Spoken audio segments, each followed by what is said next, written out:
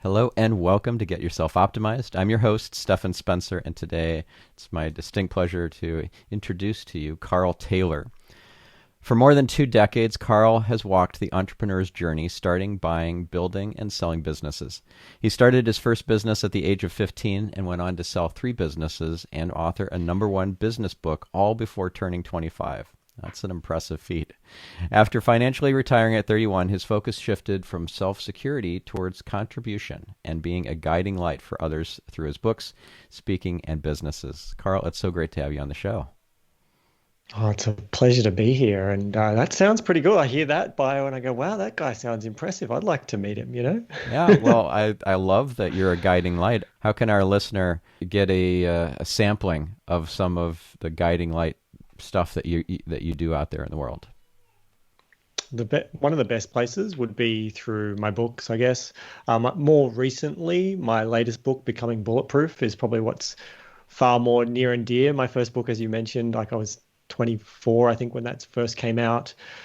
And I still read my books regularly. Red Means Go, my first book, and the one that I wrote 2019, I think it was, Becoming Bulletproof. And 10 years difference between writing them, sitting in the same chair, writing them at my parents' place. And I can see there's a big growth difference. So that's a good starting point, really, is check out, Becoming Bulletproof is probably what I'm most passionate about right now. And otherwise, follow me on different social media, Instagram, Facebook. I post lots of stuff. It's a good place to go. Yeah. So what does it mean to become bulletproof?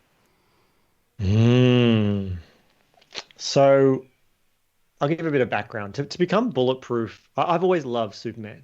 Everyone usually has some sort of superhero that resonates with them, whether you're geeky like I was as a kid, or whether you just see Marvel things. But there's always usually some sort of a superhero that's kind of cool. I wish I had that superpower. For me, I've just always loved Superman. It may have started as a kid. My name's Carl, and I used to think people, when my parents called me that it was maybe more Kal-El, which is the actual name of Superman. For those that don't know the mythology, Superman's Kryptonian name is Kal-El. So I've always had this affinity. And so the idea of becoming bulletproof is not about the fact that you don't get shot at. It's that the bullets just bounce off you. That no matter what life may throw at you, no matter what circumstances may be, this understanding that you can just keep moving forward. You can just keep rolling, as some people say, rolling with the punches. And the concepts and where becoming bulletproof came from was in 2019, I had a long-term relationship come to an end. And for me, it was quite unexpected and sudden. There'd been things happening, but I was literally weeks away from buying the ring to propose. And then this relationship just broke down. And it put me in a real spin. And it's when all of a sudden 10 years of growth and life experiences culminated to this point of what I call like a spiritual reawakening, where I had to come face to face with all these thoughts I'd had. And the biggest insight is understanding, and I think that you're familiar with this, Stephan, as well, like everything that we call life is completely made up. It's all a story. Life is a story. And our life is the story that we tell ourselves it is. And so I was face to face with this thing that I had thought, the mind was offering me these thoughts that my life is over, it's not worth living. Like, I wasn't quite to that point of suicidal thoughting, but I was devastated, as many people are, if you're listening and you've been through a divorce or a long-term relationship breakdown. And I had to come face to face and go, okay, hold on. This is all about what I choose to tell myself it is. All my story of it should have been like this, and I don't know that to be true. I don't have the grander scheme. So the key principle behind becoming bulletproof is understanding that life as we know it, who we say we are and what we say happened to us, is all a story. And I go through examples in my book about, things like Christmas, and like no matter whether you're religious or not, like Christmas and Easter, these religious or now more popular holidays, the history of all that, most people don't even know the history of it. What does chocolate bunnies have to do with either the pagan festival, which is kind of really what Easter was originally about, that's then had the Christian overlay of the resurrection of Jesus. But like, there's all these stories, and life is just filled with stories that we just don't question it. We just live our lives and go, this is how it is. And so the core, back to your question, the core of what is becoming bulletproof is understanding that in every moment, it's a story, and the person who is the narrator of that story is you. Yeah, that's really powerful. And, just a small variation on that theme is that life is a movie. Like, we are sitting in a movie theater, we're seeing these two-dimensional projections of who we believe to be our loved ones and our friends and our enemies, but we're only seeing like a sliver of who they are and all their infinite possibilities. And we don't remember that these things that we're experiencing that are in our movie are there for a reason. So my spiritual coach, Eliyahu, tells me to ask myself, why is this particular thing or person or event in my movie? Why is this in my movie? Mm-hmm. Right? So why is the breakdown of this long-term relationship that you had in my movie? It would be a very powerful mm-hmm. question, and I'm curious, what's the answer to that for you? Well, that is a very powerful question. It's one of those things you can always look back and go, if only this happened, or if things like it went this way, I would be this. But the reality is you wouldn't. We are who we are today. I am who I am today because of every single thing that has happened and every single thought that has crossed my mind up until this point. And so the big part there, without I don't know this to be true 100%, but without that relationship coming to an end, I don't think I would have had the spiritual reawakening that I've had. Like, from a young age, I was fascinated. I don't know if you ever read the Celestine Prophecy. I think I love was that book. Yeah, I read it many years ago. Maybe, like 10 or 11 years old, and I read the Celestine Prophecy, and I was like so excited. And I remember my grandfather passing away not long after I'd been really into Celestine Prophecy, and I remember everyone around me was really sad, and I was in the hospital room, and he passed away. And in my mind, I was like, no, he's just turned into the energy. He's just ascended, like the ninth insight. And I was just in this really interested phase. I went through a phase of being interested in, witchcraft and spells as a young teenager as well. And I've always just been fascinated by the idea of metaphysics, spirituality. I just didn't know it until a lot later.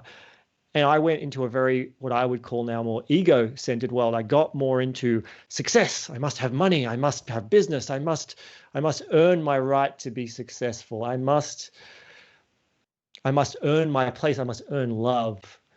And I went through all of that through building businesses and how do I make myself have more money and security. And then ultimately, with the relationship breaking down and just reemergence of all this, like, actually, you know what? I'm enough as I am. Like, the people who come in and out of my life, it doesn't matter. And so that's the biggest purpose. What it served for me was a shift and a change, a deepening of my own understanding. And then it's been an invitation that's opened deeper relationships with my family. I moved back in with my parents for a while, and we had deep conversations that we hadn't had in basically 30 odd years. And then from there, I took 8 months out of my business. So it gave me evidence, 100% evidence that my business would work fine without me. I'd been saying it for years, my business works without me, but I actually took the time out. It's like, oh, you know what? It's still here 8 months later and I haven't done a thing. And then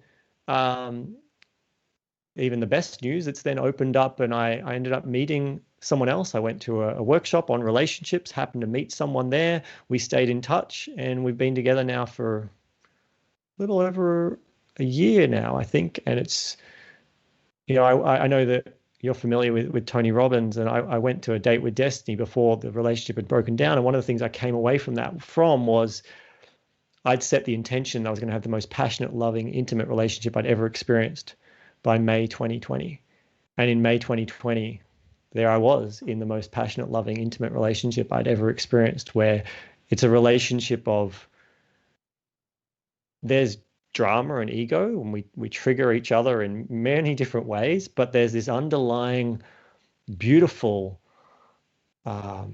unconditional love of just you are you and I am me, and we're here in this relationship for the betterment of ourselves and for others. And it's just, I can't even put words to it. It's such a new experience for me. So That's wonderful. And it reminds me of a story that I just heard recently from, again, Eliyahu, my spiritual coach. He's a Kabbalah, Kabbalist, a Kabbalah teacher. He actually was my first Kabbalah teacher about 5 or 6 years ago when I first started studying Kabbalah. And he just shared this story of Rabbi Akiva. And incidentally, I'm not even Jewish, but I love Kabbalah. I love studying this ancient self-help movement. You mentioned Tony Robbins, and it's like if you could go back in time thousands of years, and who are you going to study? How are you going to study something along the lines of Tony Robbins? It would be Kabbalah. And so this story of how this rabbi and his colleagues were I think, seeing the temple destroyed, and all the other rabbis were crying, and he was laughing. And the rabbis turned to him and like, "Why are you laughing? This is tragic and terrible and really sad." And his answer was very profound around, this means that the temple is going to be built again, that the prophecy will be fulfilled, that it is in process. You don't see time as something that is agonizing.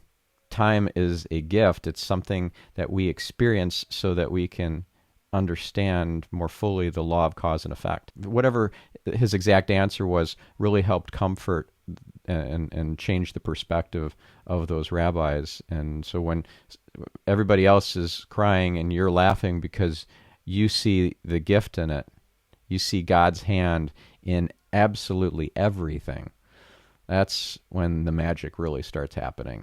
Life happens for you, not to you, as Tony Robbins says. It is more profound than you can possibly imagine. That's what I've come to experience in just my very early parts of this journey that I'm taking. I feel like I'm a little baby crawling through life, trying to figure out this whole spirituality thing with the reawakenings and all that I'm experiencing too. So I don't know what of that resonates for you. Oh, so much. I mean, I'm not super familiar with the Kabbalah, but I'm a big believer and I'm a big fan of Byron Katie, who I believe was the person who first said the concept of life happens for you, not to you. And it just comes back to that story of it is all story. Like, I talk about this in Becoming Bulletproof, that there's effectively two core types of stories that we tell ourselves regularly. Similar to what you're talking about in the movie structure. You've got identity stories. I am this, I am like that, or you are this, you are like that. In this moment, the perception you are having of me is your story that you are creating. The more data you hear based on other experiences you had, you're creating a story of who is Carl. And in this same experience, as I'm talking to you, I'm creating more experience and stories of who I am. The ego self is saying, here's who I am. And I'm making the same stories around who you are based the more we talk. And so there's these identity stories of I am this, I am that. And we can shift those stories and we can reaffirm and slowly transition and change our behaviors and change who we are. And you can also just drop all of that and just remember that who are you really? You're the presence that is witnessing this thing called life. That's really who we are. If you strip the ego completely away, it's like you step back. And for me, it's like a physical feeling of it stepping back in my body. And it's just, I'm just pure witness of life happening. And then the second type of stories that we talk about are incident stories. These are, this thing happened to me, or this thing happened to you. The experience in this moment, this happened to you, this happened to me. You did this to me, I did that to you, whatever. And so it's the same thing in each of those moments as you shared there with they're all devastated that this temple's burning, and he's seeing that, no, this is beautiful. It's a rebirth. There's an opportunity, and this is the core secret to me of what I think this journey, a human experience of life, is about. Is the ego mind constantly wanting to say, this is who you are, this is what life is, this is what happened. And there's balance of a more spiritual side, I guess, of going, well, actually, none of that's true. You're just in this vessel, or this meat suit here, experiencing, and I don't know it to be true, but I think part of that is learning to let go of the ego is the number one thing that we humans are here to do, and we're all at different stages of that. It's learning to be able to go, that's just story. That's just stuff. Yeah. I'm curious, what do you see the purpose of the ego? So if, as the Kabbalists say that, well, I guess all Jews would see this at the core of their teachings, or the wisdom, is that the hand of God is in everything. Where does the ego fit in this? Why do we have an ego to even fight against, and to have to experience that ego death? What's the whole point? What's the point of it? Yeah. It's a good question. I think there's, I wouldn't say I have a great answer for it. For me, I feel like evolution, right? I come from a science background. My mother was a high school science teacher. I've always been very sciencey. And the idea of evolution does not discount spiritual evolution. And so there's like, if it's all energy and we're able to continually kind of vibrate at different energies, I feel like there's some journey, if you believe in reincarnation, that we've lived many past lives and we're just here on this life. And time, at the end of the day, you mentioned it's all an illusion. Time isn't actually, everything's happening all at once. So time is just how we're perceiving it while we're here. There's a journey, and I think it's a collectiveness. The way I like to think about things is, some people think about the idea of a soul being this individual thing. I think that's even the ego in itself, trying to attach identity. Of my identity will continue with me. Even the idea of past lives. I was Tutankhamun in a past life, or whatever that some people choose to believe. Even in that, to me, it's like, if you think of consciousness, oneness, as like this vast ocean, and you get a cup and you scoop out a glass of consciousness and you put that in a body, that could be the soul that is Stephan right now, right? And then when this being dies and that consciousness goes back into the ocean, if you were to get another cup and scoop out again, would you get the exact same amount of water again? Would you get exactly the same liquid from the ocean that you took out and then poured back in? And you scooped in again? It was not going to be exactly the same. There might be fragments and pieces from that original. And that's how I kind of like to think about it. Until there's science in various ways, maybe we'll never know. I don't know any of this to be true, but it feels true to me. And so it's almost like it's all part of this. You're me, I'm me. Everyone around me at the end of the day is we, not even me. And so the ego is how we try to identify while we're in this earthly plane with each other. We try to create separateness. We try to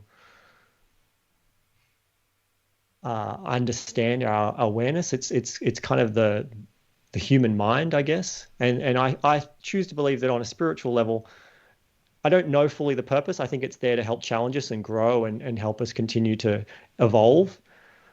But do I know the ins and outs of it? I'm just still making all that up, as we all are. Yeah. What about you? Do you have thoughts? I would be curious to know your thoughts. Well, I believe that the ego is an incredible gift that gives us something to push against, something to, we grow and we appreciate things because of contrast. If every day was sunny and there's no rain, there's no inclement weather, we wouldn't appreciate the sunny days. We'd be kind of bored with it. So the contrast is what gives us the ability to appreciate. And by having the ego, we can appreciate those awakening moments and the spiritual evolution that we're all going through, and see that, wow, that's really profound. This is something that I was able to rise above or accomplish or achieve, or whatever the word is that resonates for each one of us. But it's something that we can compare and contrast the before and after. Yeah, so that's my view on it. Yeah, I love that. Just like the hero's journey, Joseph Campbell did all this analysis of myth through all the times, and imagine how those stories would have evolved differently if ego didn't exist. Would those stories even have existed? I don't think so. No, yeah. Exactly. I mean, that's the whole idea. It's because ego is that identity of there's a struggle, that something's not as it should be and must overcome that. And there's the hero who will come and conquer things. And yeah, the call to arms. Get off the couch. Save the world. Going full circle back to the beginning of our discussion, you're talking about Superman. Like, what if he didn't have the crystals that helped him to see his past and create an identity that was larger than his current self at the time?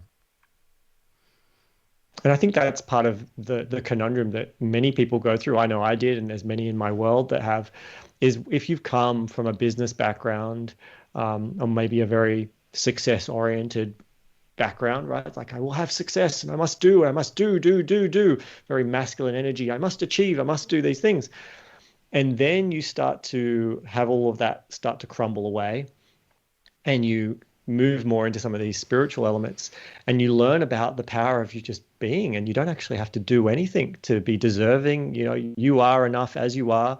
You are fully loved. You don't have to, and this is not, I don't know what your audience listeners like, but this is not necessarily, you don't have to be religious to believe these things. Right. And it's kind of, you get to this point, I don't know, I'm curious whether you did too, where you kind of like, well, hold on, I don't need to do it. Like, everything is perfect as it is. So therefore, why must I, what's the driving striver? It's this kind of blending of the masculine and the feminine, and go, all right, the being and the doing, and I don't need to do anything. But there's that element, and it's an interesting dynamic that I think where many of us are still figuring out. I definitely am.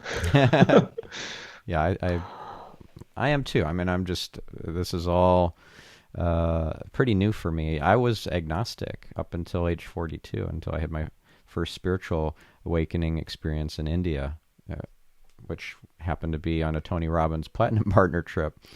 And a monk touched me on the head, gave me what they call a diksha, a oneness blessing. And wow, he zapped me, because I felt so peaceful and calm and connected and cared for, loved unconditionally. And I went outside and everything was just technicolor, like an LSD trip. And not that I know what an LSD trip is like, but I just felt like this was it was so extraordinary, so otherworldly, so out of the ordinary, an unordinary, extraordinary experience, that it shifted everything in me. Like, it was not just my story changed, but my experience of what life is completely not shifted, but evolved, expanded. I became not just the water in the glass, but the entire ocean, at least for a little while. And well, that's so true, right? That it is for most people, you experience it. I know for me, you have this experience, and you can't necessarily fully name it, and describe it. Words don't fully comprehend how to describe it. The way you view the world, the way you see things is just fundamentally different. And it's not even it's how things feel. And then life happens and stresses come back and various things happen, and you're maybe not as present, not as centered as I like to think of it. And you can start, but you kind of always still have this memory of what that experience was like. You're like, all right, I want to get back to that. I know what that was. And interesting enough, we were talking about the Celestine prophecy. I've just recently started to read some of the later books, and I'm not a huge fan of the 10th Insight, which was the sequel. Yeah. But The Secret of Shambhala, I've been reading that recently, and it's exactly of this same concept of you've had the tasted the experience, life kind of happened, and now you're kind of coming back to find that balance. I love hearing about your experience with the blessing. I think that's a profound thing where everyone has that moment at least once. For me, it was, I don't even remember the exact moment of what I read or what triggered it, but it was all of a sudden, it was very much, I was really delving into Byron Katie's work at the time of just reframing the 4 questions. If you're not familiar with Byron Katie's work, check it out. Love her work. And by the way, listener, there is a fantastic episode where I interviewed Katie on this podcast, and I was a subject of the process. I allowed there's a sensitive topic in my life. It's still happening with one of my daughters who doesn't talk to me. She's in her 20s, and she doesn't talk to me. She doesn't talk to my wife, and hasn't even shown any interest in her half-brother or little baby. And I actually now see the gift in it, and a way that I've never experienced before. And it's not painful anymore. But that process of going through the 4 questions: is it true? Can I know with absolute certainty it's true? How does this thought make me feel? And what would life be like if this thought didn't exist? And then turning that around and doing an opposite of the thought. And then maybe there's another opposite of the thought, and running that through the 4 questions. I did that in the interview with her, and wow, love that. So powerful. It's a game changer, and I love the title of her. She has multiple books, but the Loving What Is. Yeah. I mean, that says it all. Love what is. Yeah. This is what is. Just love it. Yeah. So true. That's amazing. I'm so glad to hear that you've had that episode. You should definitely check it out if you haven't heard it. You're listening to this episode. It's just such a profound way of whatever story or your thought that you're stuck on that's causing suffering. You look at on all the different angles, and you start to realize and just dissolve. And it was in one of those kind of she calls them meditations. It was like in one of those meditative thoughts that there was just this huge wave of relief, as you said, bright colors, everything was brighter. There was just a pure, and for me, I was very lucky. It lasted for months. I was in the most present state that I'd been. I was moving slowly. I could tell everything was present, and I still know how to access that now. But I had months of just living in it. Taking 8 months out of your business does help do that when you don't have to worry about other things.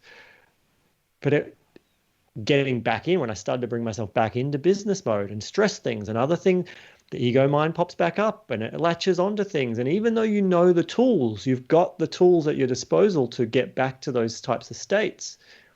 Breath work is another way of getting into that type of state. I've never taken any like illicit drugs, but breath work has gotten me, and I've been with many people who have pasts of various drug use, and they talk about breath work and how that's similar highs that they've achieved through drugs. Like it's incredible what is available to us. Yeah. And yet life, as they say, life gets in the way. We let life get in the way. Yeah, I think it's... Has that been your experience? Yeah, it Just has. Me. And I think it's not life that gets in the way. It's our rigid belief systems. and Correct. life is actually happening for us, as Katie says, and as Tony Robbins says, and we don't see it. We don't see the gift. We just see the pain, or we just see the surface level experience of it.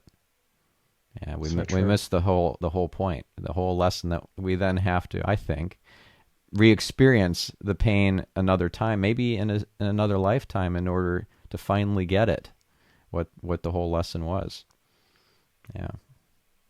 Yeah, 100%.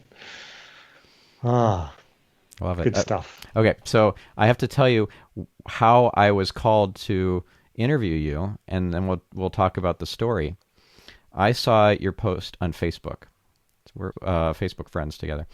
And I saw this beautiful post about luck and this string and the monk flicking water on you and stuff. And I'm not going to tell the story. I'm just going to give those little clues to pique people's curiosity and let you tell the story. But that experience that you had really spoke to me, and it's like we're kindred spirits. When I read that, and I'm like, I know that I need. There was no coincidence in me seeing that story on Facebook. I'm not spending very much time on Facebook these days, but I saw that, and I know I was meant to see that, and that I was meant to take an action, and that action was to invite you to be on my podcast, and so here we are. So can you share that beautiful story? I love that, and absolutely. And before I do get into the story, like, it's funny you say that you don't spend a lot of time on Facebook to have seen that. I don't spend a lot of time on Facebook these days to have even posted that. So I think it was the last thing I posted, and it's been a while since then. So I shared the story that I was in Thailand. We've already talked about the relationship that came to an end. And so afterwards, I had some friends in Thailand, and I was like, this is before COVID. I was like, okay, I'm gonna jump on a plane. I'm just gonna go and hang out with some friends. And I'd always wanted to do a bit more of the digital nomad lifestyle of living in other countries and lower cost of living. So I thought, I'm gonna go spend some time. And I got myself a nice little unit there in Thailand, and I was like, okay, hanging out here. And my mindset coach, or spiritual coach, whatever you want to kind of call her, that I've been working with for years, she happened to be there as well. And so it was perfect. She was able to kind of support me through this process I was going through. And one day she goes, hey, I'm planning on going to this temple. Do you want to come? It's like, great, love to go. And so we climb up to this temple, climbing. And we're just taking a look, taking photos, looking around, and just enjoying ourselves. And we go into one of the little temples, and there's a bunch of people there meditating. And so we sit down and we meditate for a while. We just sit and meditate. And this was kind of before I had my real spiritual awakening. This was before it was probably a few weeks, maybe even a month before. And just before we did the meditation, my coach had even said to me, like, looking at all the statues around, she's like, when you take a look at that statue of Buddha, what do you see? And I was so stuck in my head that I was like, I see gold and I see this. And she's like, oh, but if you just slow down and really look, she was inviting me into my presence. And I got a bit more present, but nowhere near what I can do now. And I sat and I meditated. And then there was this monk over in the corner, and I saw some of the other tourists, I guess, would sometimes sit with him or talk to him. And he was a bit loud at times. He had his rules that he couldn't touch women, and he would sometimes quite loudly, in his awkward English, be like, no women. And so it caught my attention. And I was like, I'm curious to see what he's about. So I stand up slowly and silently while everyone's meditating, and I go and sit down in front of him and just say, Sawadee Krap. And he's like, Sawadee Krap, which is hello in Thai for those that aren't familiar. And I just kind of sit there with him, and he puts his hand over in some water, and he splashes this water in my face, and starts doing a little prayer. And he looks at me, and we had a bit of conversation in broken Thai. I don't really remember the conversation now. And then I was kind of getting ready to go, and he reaches over and he grabs this piece of string, this little rope. and he's like, put hand out. So I put my hand out and puts around my wrist and ties it up. And then he splashes more water in my face and does another little prayer. He goes, looks at it for luck. And I kind of was like, okay. And it was just a perfect timing. I was still very shook by my relationship breakdown. And I was going in and outs of thoughts of peace and happiness and thoughts of like, oh. And I was like, yeah, for luck. Because that's what's going to happen from here. Like life, this. And at the time when I got that, I actually thought the luck would be that I'd get back together with my partner. That was the first thought. I was like, oh, luck, I'll get back together with my partner. Oh, good. I'm glad I'm going to have some luck. So I stood up, thanked him, walked away, and sat back down with my coach and just sat and did some more meditation. I eventually left. And that was on my wrists for, I can't even remember now how long it was. I would have mentioned it in my post, but it was over a year. Would have been almost coming up to 2 years of time that string around my wrist stayed there. I had people ask about it all the time. What's that? I was like, oh, that's just something I got in Thailand. It's for luck. And I constantly would always, anytime I felt really bad, I'd be like, oh, that's right. Luck's on my side. I've got this beautiful blessing. People even were like, oh, why don't you take it off? It's like, why would I take it off? It's been blessed for luck. Why would I take this off my wrist? And so, numerous moves, numerous COVID lockdowns, in the ocean, in the shower, just life in general, I just continued to wear it. And throughout that time, it was around my wrist. Short answer, if you're wanting to pay attention, is that it's no longer around my wrist. It fell off. It broke eventually. Naturally, didn't take it off. And I happened to be in a state where my current partner, she has her family in this state, and I was meeting them for the first time. We'd been together for almost a year now, but due to COVID, in Australia, they closed a lot of borders. I wasn't able to go over and meet them. And we're finally over there meeting them for the first time. And we're at their house when one day, all of a sudden, I just noticed it on the ground. I'm like, oh, it fell off. And I just think like how beautiful that it got to witness my spiritual reawakening that happened, about a month after it. It got to witness the writing of Becoming Bulletproof and it going to become a bestseller. It got to witness me meeting Liz, my partner, and our new relationship starting. It got to witness the stress of COVID, but that same stress of COVID, if you want to call it that. Like I was in Texas at the time when COVID really got crazy, had to rapidly get back to Sydney, go into a 14-day lockdown. And then there was talk of borders in some of our states closing, and my partner was living in another state. So then I quickly had to get down to her state. So we ended up moving in together far faster than we'd planned because of COVID. And all these beautiful things that then unfolded. She then left her job and came and worked with me. And then now we've moved again. Like all these beautiful things happened under the witness of the bracelet, the string of luck.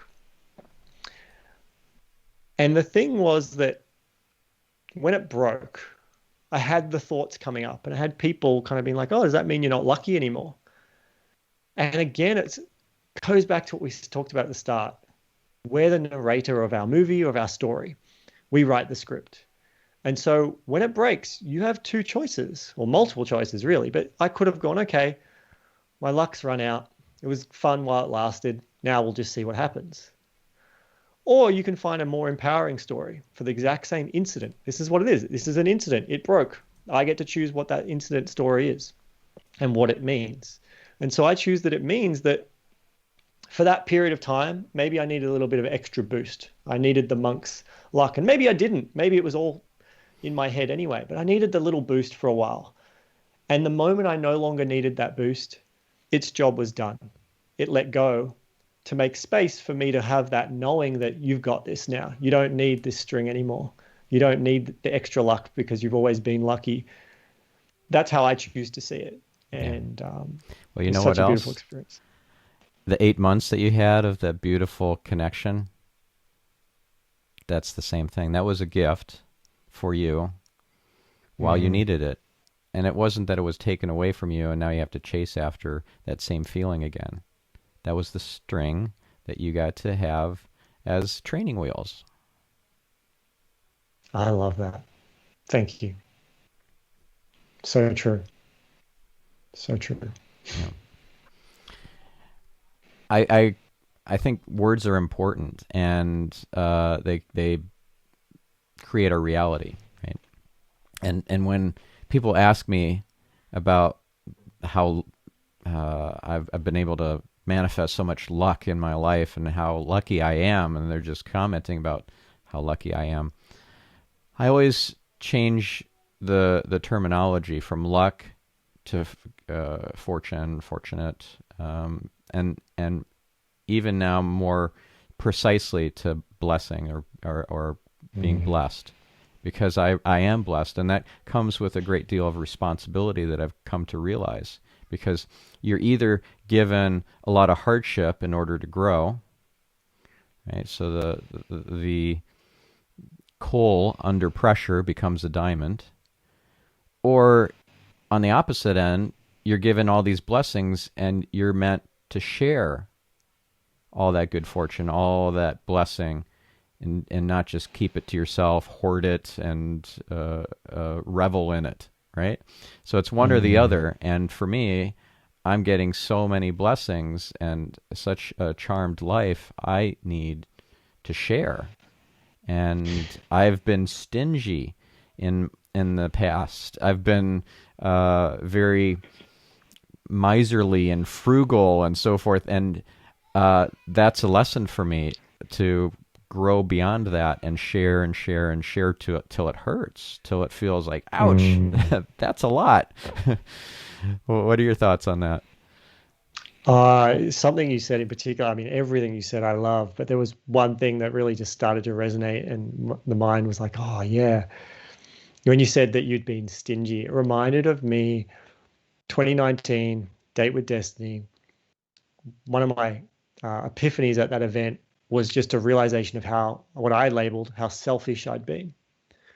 I'd been so focused on, I need to, I don't want to grow my company anymore because that would mean I have to take on more staff, which just create more headaches. And it was like, well, that's all about Carl and making Carl feel better.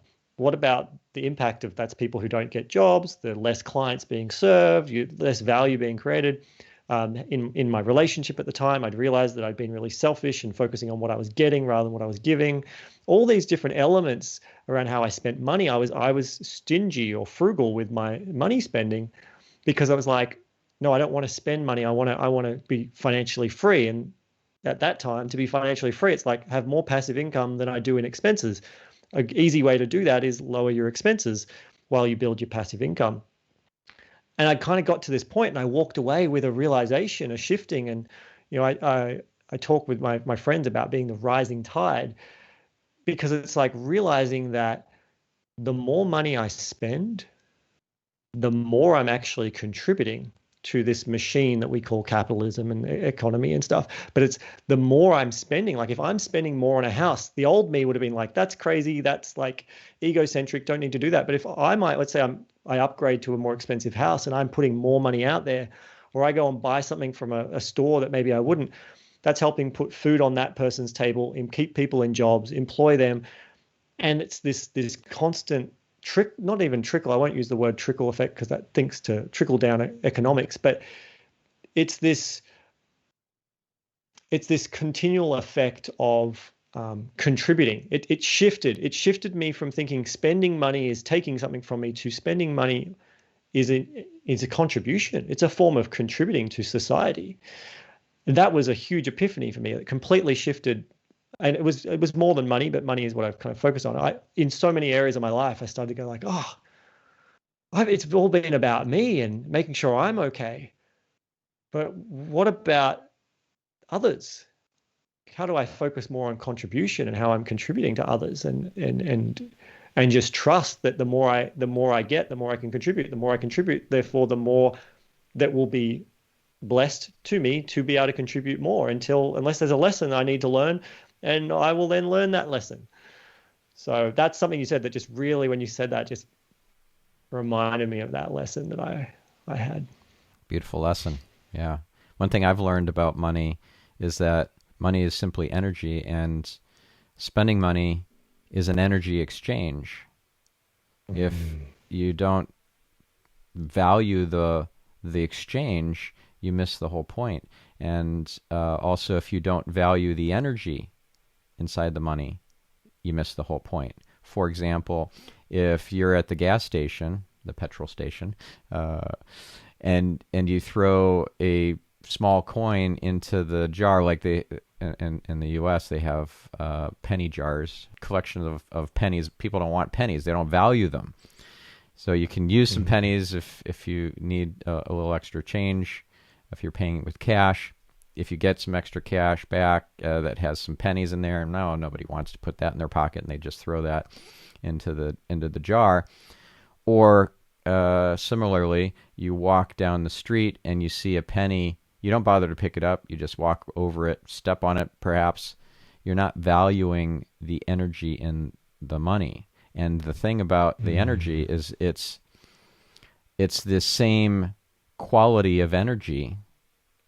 It's just in different denominations. The size of the vessel is different between a penny and $1 million, but it's still the same spark. It's still the same energy, just in a different quantity. So if you're disrespecting the penny, you're disrespecting all that energy, and you're essentially pushing the money and the prosperity away from you.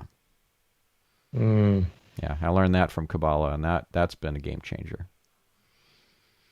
Yeah, I love that. It reminds me of I many years ago, probably 10 odd years ago, did Harv Eker's, T. Harv Eker's training on the millionaire mind. And it was like that. It was like, even picking up a single penny or, 5 or 10 cents here in Australia and being able to be like, I'm a money magnet. Thank you, thank you, thank you. Like actually thanking the universe for bringing this blessing in front of you. And actually, when you honor and respect money, then money will honor and respect you.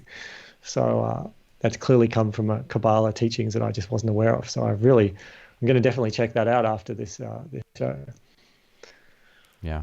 Now you said something that sparked something in me that you just said, thanking the universe. I just learned this distinction, and I don't recall who I learned it from. It was in some sort of book or article or podcast or something. But I remember now. It was Kim White. My wife Orion interviewed Kim White, and I was listening to that podcast episode on her podcast Stellar Life, which I highly recommend, listener. Please subscribe to her show, and that episode, which is very recent, is amazing. So please check it out. I also interviewed Kim White, so you can listen to that one too after you've listened to hers. Listen to Kim on my show, on this podcast, but first listen to hers. And in that interview, he addresses this thing of like talking to the universe, thanking the universe, whatever. You're asking the universe, right? Dangerous. And here's why. Because the universe has the duality in it. It has the light and the dark. It has the positive and the negative. Whereas if you ask God, or you thank God, which is the source of everything, and not the duality of the universe, you're going straight to the source. So fewer side effects than asking the good and the bad for whatever you're wanting in your life. I like that, and I can imagine for, I know some people use universe because the word God kind of like isn't something that they ascribe to. I can imagine that you could replace the word God even in that of just to love. I'm asking love, I'm inviting, I'm thanking love. Yeah, I like that understanding of there is this duality component. And yeah, wow. All right. I really love that perspective. Yeah. So whatever resonates in terms of languaging for you, if it's universal intelligence, if it's the divine, the creator, your higher power, I don't know, whatever works for you. Highest self. Some people, it's their highest self. Yeah. Yeah, I've recently learned some distinctions around that, actually, that I find quite fascinating. So I think this was from the medium Michelle White Dove. I was reading one of her books, and she was describing how the soul is essentially like in two pieces that are connected. Our soul is connected to our physical body through the silver cord, and then the higher self is the part of the soul that's still up in the heavens, in the higher realms, the higher dimensions, the higher sferot, to use a Hebrew term in Kabbalah. And if we ask our higher self for answers, we're actually asking the part of our soul that is bathed in unconditional love, that's in that in the ether. Like, hey, give me some guidance. We can also ask your angels. You can ask God directly. You can have a very intimate one-on-one relationship with God without any intermediaries, without asking angels or your higher self or whatever. You can just directly ask God, make it more conversational instead of just pray, ask for things, and that's just a broadcast. Stop and listen. I talked at the beginning of the episode about meditating and how the process that you learned from Byron Katie is a form of a meditation.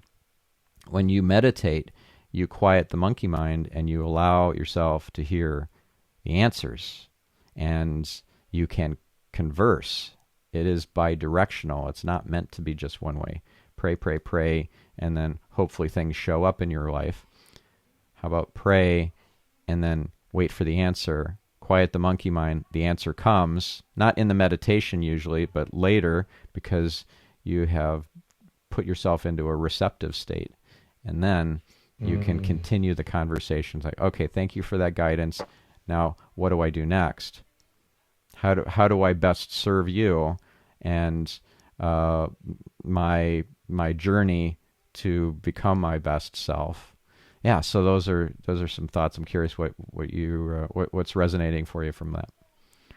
Well, firstly, I love so much of what you shared. The thing that popped for me and came to mind was I don't know if you've explored much around the Tantra philosophies and Tantric philosophies, but one of the things that I took away from Tantra was this idea of offering up to the highest good. And something that I do quite regularly is like just having a shower. I'll be having my shower, and in the end, I'll be like, okay, just kind of close my eyes, just feel the water running down my body, and be like, okay, I'm offering up today to the highest good. To the highest good for myself, the highest good for my partner, for whoever kind of comes to mind, to be honest. Like if I know I'm going to be dealing with work people, I might, talk about people in my, so it's just the highest good. And then I'll go to the highest good for humanity, for society. And I'm just kind of offering the day up. And often it's like a surrender process of, I trust that today is going to go exactly as it needs to go.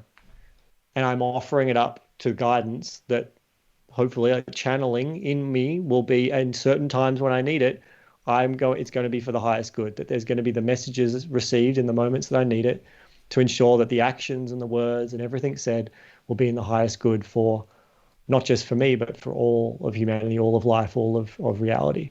And that's something that came to mind as you were sharing. And I really love that principle. It's something that has been really helpful. I also, in part of my personal development, self-healing journey, had been through a 12-step program, the Alcoholics Anonymous. I wasn't an alcoholic. I went through for something else. But that same journey, and it's introducing the idea of serenity and surrendering, and some of the beautiful, I don't know if you've been through any of those programs, but I won't spoil it for people who haven't necessarily gone through them, but there's some really a lot of beautiful spiritual, I didn't know it at the time, that there's quite a spiritual component to those 12-step programs, and learning to surrender and offer up kind of to the highest good as well. So yeah. A couple of things on that. One is, remember, words are important. So what if you replace the word hoping to knowing?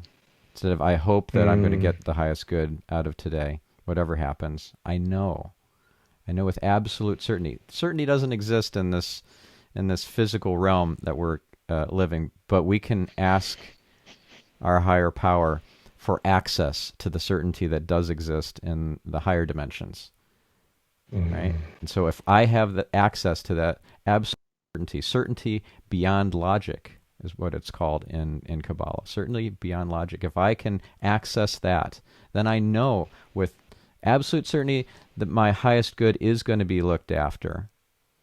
And even if there's something something tragic happens, it will lead to something amazing for me and for everyone around me and for humanity. So, yeah, that's one thing. And then the other is, you mentioned in the 12-step program, there's a lot of spiritual lessons. And I have not gone through the program, but I do know that there is a serenity prayer that is very powerful, and it helps you to differentiate the things that you can change, the things you can't. Right? The prayer goes something like this: that God, please grant me the serenity to accept the things I cannot change, the courage to change the things I can, and the wisdom to know the difference. Yeah. So I have that blown up on my wall in our living room. We have that blown up as a poster. We designed it in Canva and just got it printed and put it up on the wall. Beautiful. So it's yeah, absolutely profound. It is. Now, I want to share something with you. I think I might have shared it on a past episode. So listener, if you're hearing this again, know this is for Carl and for you too, to hear it again. But so speaking of the connection to your higher self, there was a beautiful soul there is a beautiful soul, but when he lived in a body 100 years ago, his name was Edgar Cayce.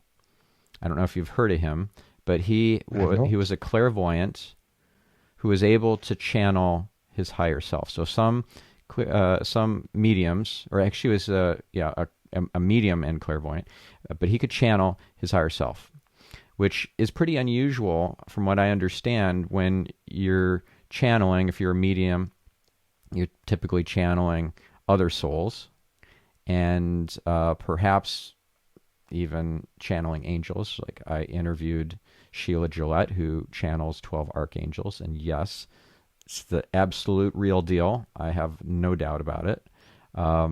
So he channeled his higher self. So that part of his soul that was up in the heavens. And the most profound things came from him. And also prophecies, too. If you look at the prophecies of Nostradamus, you look at the prophecies of Edgar Cayce, wow, they're not the same prophecies, but the accuracy is astounding. Okay, so I'm going to share this with you, Carl, and I think you're going to resonate with this. He defined a soulmate as an ongoing connection with another individual that the soul picks up again in various times and places over lifetimes. And we are attracted to another person at a soul level, not because that person is our unique complement, but because by being with that individual, we are somehow provided with an impetus to become whole ourselves. I do like that, because I generally do not overly resonate with the idea of a single soulmate that is, or even the concept that we must connect with, the twin flame theory that some like to hold dear of, we're not whole and complete. I personally feel like we are. That is our being, is to realize that we are the balance of the masculine and feminine. We are whole and complete in ourselves. So I do love that resonation of individuals that we connect with that are inviting us. There's a part, and that's, I would share that in my current relationship and even in the one that ended unexpectedly for me. I can see that unfolding massively in my current relationship. But even if I look back at even further past relationships, each one, there was an exchange of value, of helping each other to offer to grow and expand. So that's a beautiful. Edgar Cayce. I'm going to check that out. I really appreciate the share. Yeah. Cayce. Now, I know we're already at an hour. Do you have a few minutes to do kind of a quick lightning round, or do we need to wrap up? Absolutely. No, Okay. no, I'm all yours. Okay. Awesome. So there were a few things that I had written down during our conversation that I wanted to circle back to and get your thoughts on. One is this concept of if you are becoming bulletproof, it isn't just resiliency that you're after, it's anti-fragility. If you're familiar with the concept of anti-fragile from the book by Nicholas Taleb, the idea that systems that are anti-fragile actually thrive in chaos, and they need that in order to fully grow, like economic systems and immune systems. Well, what if our soul is also requiring those kinds of chaotic, expansive inputs and challenges in order to fully experience and grow through this lifetime. So that's something I wanted to get your thought on. I 100% resonate with that. You know, I think you look around at most people, but even if I look at my own experience, my biggest growths come through the biggest challenges. It's in usually, as I say, like in our darkest hours, in our biggest challenges. That's where we most tap into the parts of ourselves that maybe we didn't yet realize we had, or we have breakthrough certain thought beliefs and patterns. We don't always maintain it, but there's so much growth that comes in that element of chaos. So I give that a tick of approval of 100%. That resonates with the stories that I'm going to take on. Have you read the book Anti-Fragile? I have not. That was the first I'd heard of it. The Anti-Fragile. I love that. Yeah, it's a big bestseller. He's written books like The Black Swan. So that's one of his series. I recommend it. Okay, so my next question for you is, what do you take out of the story of the Golden Buddha? So in Thailand, there is a huge Buddha, apparently that was golden, but in order to protect it from getting ransacked when the country was being overrun by I don't know, whoever who was doing the ransacking, they covered it in concrete or something like that made it look like a regular stone Buddha. And of course, they left it, not realizing that there was a lot of value underneath that stone. And then there was one point where somebody saw a crack in the statue many, many years later, after that warring nation had left, and everybody had forgotten that it was actually a golden Buddha underneath, and then they took all the stone off and brought it back to its shimmering, beautiful original nature. So have you heard that story before? And regardless of whether you have or not, what do you take out of that? I had not heard that story before. Like the golden Buddha I'd been looking at was definitely not real gold. Well, I don't know that to be true, but I'm pretty sure it wasn't real gold. I hadn't heard that story. But there's a number of things that really pop in that. I thought it was a beautiful metaphor for life and reality. You know, it's so easy to feel like, oh, well, it's concrete, there's no value there. You know, to take that first glance look. And then for the idea of like, oh, there's a little crack, and you start to see beneath the surface and go, oh, there's some really good things there. But the value of that statue, whether it was the concrete or the gold, is absolutely still exactly the same. For you as the believer, the what you get from going to that statue, whether it's made of gold or stone, is actually irrelevant to the value that you receive from it. And that is life. Like, and then even the other part there of, well, the people had forgotten that it had gold underneath.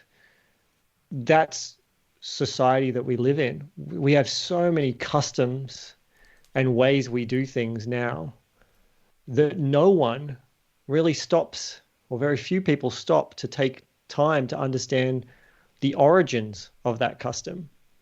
Things like marriage. I'm not against marriage at all, but like the origins of marriage are very different to how we perceive marriage today. And weddings and things like, engagement rings. Many people, it's quite more popular now, but most people know about the De Beers Company and their in the 1940s of diamonds are forever and creating the idea of engagement rings and continuing the illusion that diamonds are rare.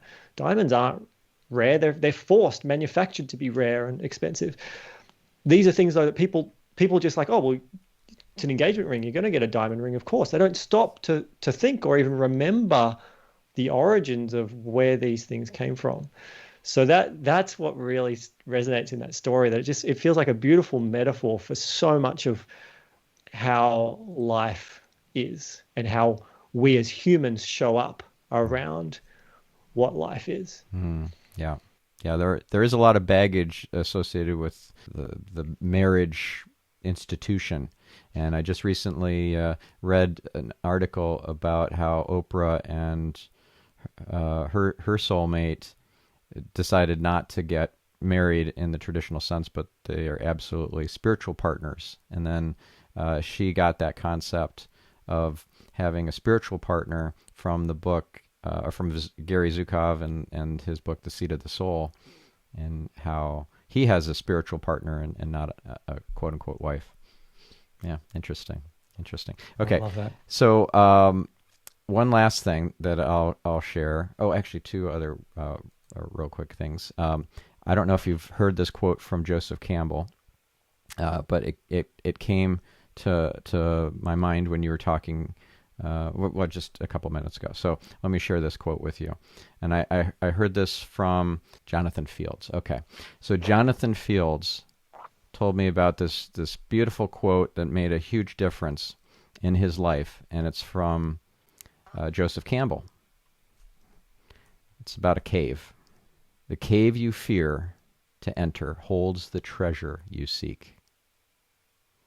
And it goes on. So there's a little extra bit here. It is by going down into the abyss that we recover the treasures of life. Where you stumble, there lies your treasure. The very cave you are afraid to enter turns out to be the source of what you are looking for. The damned thing in the cave that was so dreaded has become the center. You find the jewel and it draws you off. Have you heard that quote before? I have not. It's beautiful. Yeah. It's profound. It made a huge impact on Jonathan Fields' life. Yeah, because he was suffering from tinnitus. And so the ringing in the ear that it didn't go away, and it made him at one point even suicidal. And that quote and meditation saved his life and brought him to peace. Yeah. I love that. The cave you fear to enter holds the jewel. I can't remember the exact quote you said, but like it holds the treasure that you're looking for. I love that. Yeah. And the last thing I want to hear your thoughts on. I just recently got a distinction that if you get reliant on that string that's around your wrist, or the talisman, or lucky whatever it is. Like for me, I have a red string around my left wrist. A lot of people who study Kabbalah do this. The string was wrapped around the matriarch Rachel's tomb here in Israel 7 times. And it's protective. It also is a reminder of my connection. But you can get a little too dependent on it.